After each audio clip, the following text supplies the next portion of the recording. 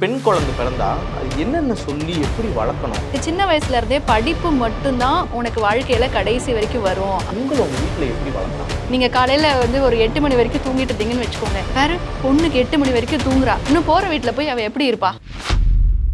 இன்னைக்கு தேதிக்கு இருக்கக்கூடிய இப்போ என்ன எடுத்துக்கோங்க, என் வயசுல இருக்கக்கூடியவங்களை எடுத்துக்கோங்க. நாங்கள்லாம் பேரண்ட்ஸ் ஆகிறோம்னு வச்சுக்கோங்களேன். எங்களுக்கு அடுத்து குழந்தைலாம் பிறக்கணும் ஒரு 2-3 வருஷத்துல. இல்லை இப்போ குழந்தை வச்சிருக்கிறவங்க, நீங்க ஒரு குழந்தை வச்சிருக்கீங்க 6 வயசுல. இப்போ நாங்கள்லாம் குழந்தை, ஒரு பெண் குழந்தை பிறந்தா அது என்னென்ன சொல்லி எப்படி வளர்க்கணும்? உங்களை உங்க வீட்டில் எப்படி வளர்த்தாங்க?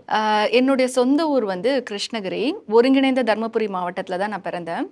தர்மபுரி மாவட்டம்னா இப்போ உங்களோட அப்பா அம்மா கிட்ட நீங்க எல்லாம் கேட்டீங்கன்னா தெரியும். பெண் குழந்தைகள் பிறந்தாலே அங்க கள்ளிப்பால் ஊத்தி கொன்றுவாங்க. உசிலம்பட்டி, தர்மபுரி எல்லாம் பாத்தீங்கன்னா. அப்போ பெண் குழந்தைகள் அப்படின்னாலே அவங்களுக்கு பிறந்தா உடனே சடங்கு பண்ணணும், அதுக்கப்புறம் அவங்களுக்கு நிறைய செலவு பண்ணணும் அப்படிங்கிற மாதிரியான ஒரு தாட் ப்ராசஸ் தான் முன்னாடி இருந்தது. ஆனா என்னுடைய வீட்டுல பாத்தீங்க அப்படின்னா என்னோட அப்பா அம்மா 2 பேருமே படிச்சவங்க தான். அதனால எனக்கு சின்ன வயசுல இருந்தே படிப்பு மட்டும்தான் உனக்கு வாழ்க்கையில கடைசி வரைக்கும் வரும் அப்படின்னு எப்பயுமே சொல்லிக்கிட்டே இருப்பாங்க. நீங்க பாத்தீங்கன்னா ஒரு 20 வருஷத்துக்கு முன்னாடி நீங்க வீட்டுல பெண் குழந்தைங்க இருந்தீங்கன்னா அவங்க எதை பண்ணாலுமே ஒரு திருமணத்தை மையப்படுத்தி தான் பண்ணுவாங்க. நீங்க காலையில ஒரு 8 மணி வரைக்கும் தூங்கிட்டு இருந்தீங்கன்னு வச்சுக்கோங்க. வேற பொண்ணுக்கு 8 மணி வரைக்கும் தூங்குறா, இன்னும் போற வீட்டுல போய் அவ எப்படி இருப்பா அப்படின்னு சொல்லுவாங்க. நீங்க ஒரு ஃப்ரீ ஹேர் விட்டுட்டீங்கன்னு வச்சுக்கோங்க, அவ்வளவுதான். ஏன்னா இப்படி ஃப்ரீ ஹேர்லாம் தலையை விரிச்சு போட்டுட்டு இருக்க, நாளைக்கு வாழ போற வீட்டுல இப்படிதான் இருப்பியா அப்படின்னு சொல்லுவாங்க. நீங்க பாத்திரம் தேய்க்கும் போது ஏதாச்சும் ஒரு கரை இருந்ததுன்னு வச்சுக்கோங்களேன், ஏன்னா இப்படி எல்லாம் பாத்திரம் தேய்க்கிற, நீ போற இடத்துல மாமியார் உன்னை என்ன சொல்லுவாங்க, கோவமா பேசுறீங்க அப்படின்னா, என்ன உனக்கு இந்த வயசுல இவ்வளவு கோவம் வருது, நீ நாளைக்கு போற இடத்துல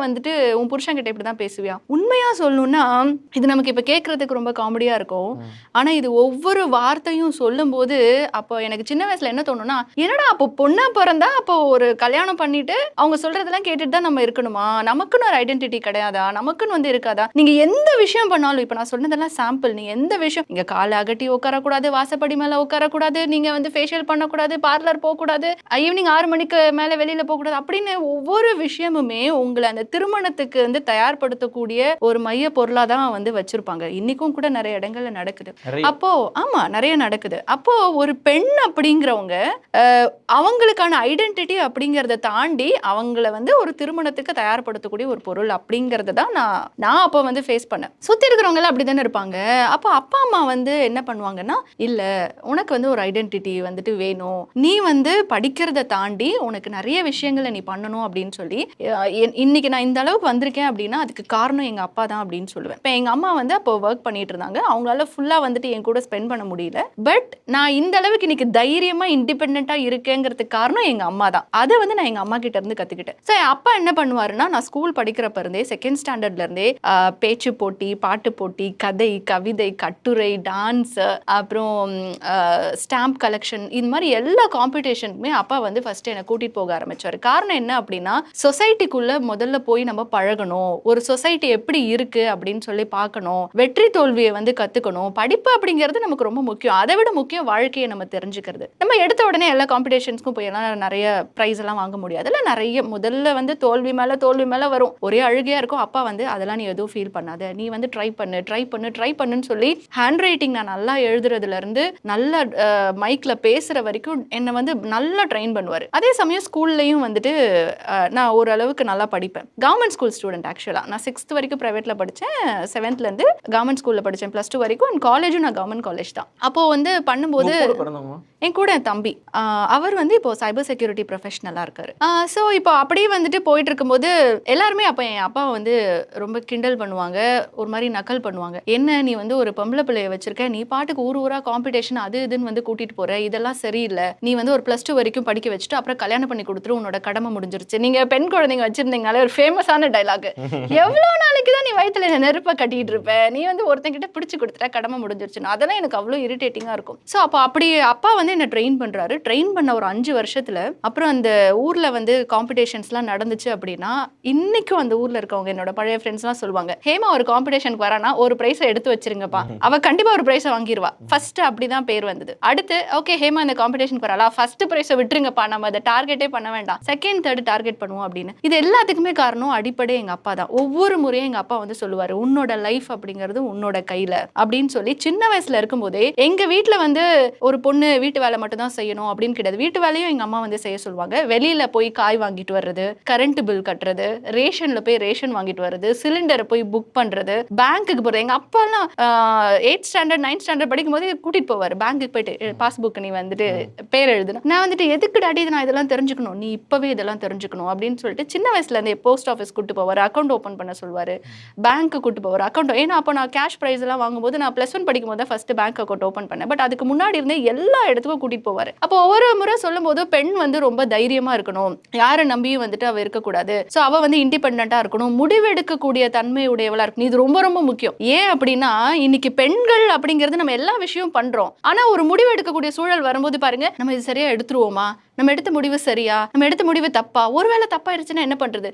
நான் எல்லா பெண்களுக்கும் சொல்லுவேன் என்ன அப்படின்னா, முதல்ல தைரியமா முடிவெடுங்க. அது சரியோ தப்போ, வெற்றியோ தோல்வியோ, தைரியமா முடிவெடுங்க. முடிவெடுக்கிறதுக்கு அதனுடைய விளைவுகளுக்கு பொறுப்பு எடுத்துக்கோங்க. 4 முடிவு தப்பா வரும், 5வது முடிவு நீங்க சரியா எடுப்பீங்க. என் வாழ்க்கையில நான் அப்படிதான், நான் 100% சரியா முடிவு எடுப்பேன், நான் யார்கிட்டயும் சொல்ல மாட்டேன். ஆனா எடுத்த முடிவை எப்படி சரிப்படுத்திக்கணும் அப்படிங்கிறது என்னுடைய அனுபவத்தின் மூலமா எனக்கு தெரியும். அப்போ எந்த இடத்துல ஒரு பெண் நீங்க தைரியமா முடிவெடுக்க முடியும் அப்படின்னு நீங்க நம்புறீங்களோ அன்னைக்கு உங்களுடைய தன்னம்பிக்கை அதிகரிக்கும். அது வாழ்க்கையில எந்த சூழலா இருக்கட்டும். அப்போ எனக்கு சின்ன வயசுல இருந்தே வந்து ஓகே உனக்கு இது தேவையா, நீ முடிவெடு, உனக்கு இது தேவையா, அது முடிவெடு, ஓகே சரியோ தப்போ முடிவெடுன்னு சொல்லி என் வீட்டுல அது சொல்லவும் அப்பதான் நான் வந்து யோசிக்கிறேன், ஓ இது வந்து இப்படிதான் நம்ம பெண் குழந்தை. ஏன்னா என்னை சுத்தி யாருமே அப்படி இல்லை, நான் மட்டும் தான் அப்படி இருக்கேன்.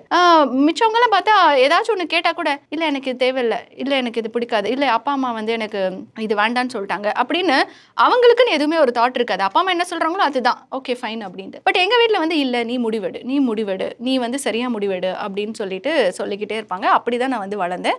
அண்ட் நான் +1 படிக்கும் போதே உள்ளூர் தொலைக்காட்சியில நான் ஒரு செய்தி வாசிப்பாளர். ஸோ இந்த மாசம் நான் 20 வருஷம் மீடியால என்னுடைய பயணத்தை கம்ப்ளீட் பண்றேன்.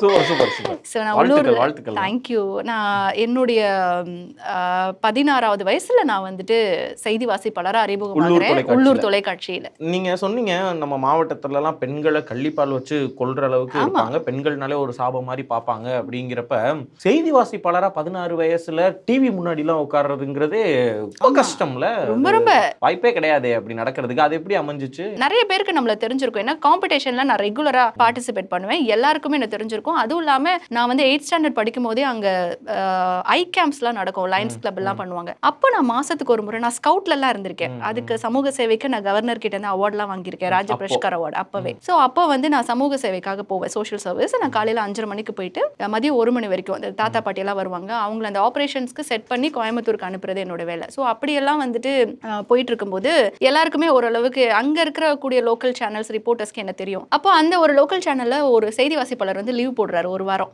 அவங்களுக்கு என்னன்னா தமிழ் நல்லா படிக்கணும் அவ்வளவுதான், மிச்சப்படி அவங்களுக்கு வேற எந்த எலிஜிபிலிட்டியும் இல்லை. அப்போ அவர் வந்து எங்க அப்பா கிட்ட கேட்கிறாரு, இந்த மாதிரி பாப்பா வந்து நல்லா பேச்சு போட்டி எல்லாம் பேசுவாங்க, நீங்க ஒரு வாரம் அனுப்புங்கன்னு. நான் போறேன், ஃபர்ஸ்ட் டே வந்து செய்தி வாசிக்கிறேன்.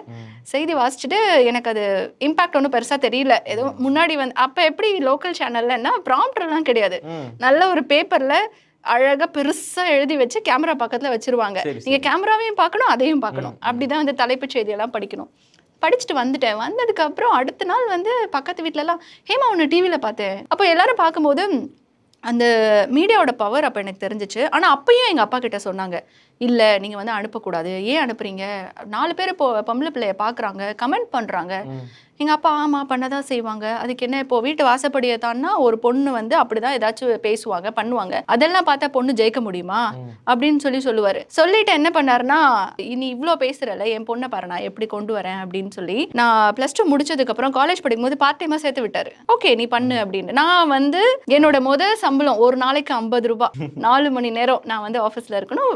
செய்தி வாசிப்பாளராக இருந்த சேனல். ஆமாம், தமிழன் டிவி அது ஃபர்ஸ்ட் நான் வந்து செய்தி வாசிச்ச சேனல். அப்புறம் வைகை தொலைக்காட்சியில் வாசிச்சேன். நான் காலேஜ் 3 இயர்ஸ் படிக்கும் போதே நான் காலையில் காலேஜ்க்கு போவேன், ஈவினிங் வந்துட்டு நான் செய்தி வாசிப்பேன். ஸோ எனக்கு வந்து மாசத்துக்கு 1000 ரூபாய் சம்பளம். 1000 ரூபாய் எப்படி இருக்கும்னு யோசிச்சு பாருங்க.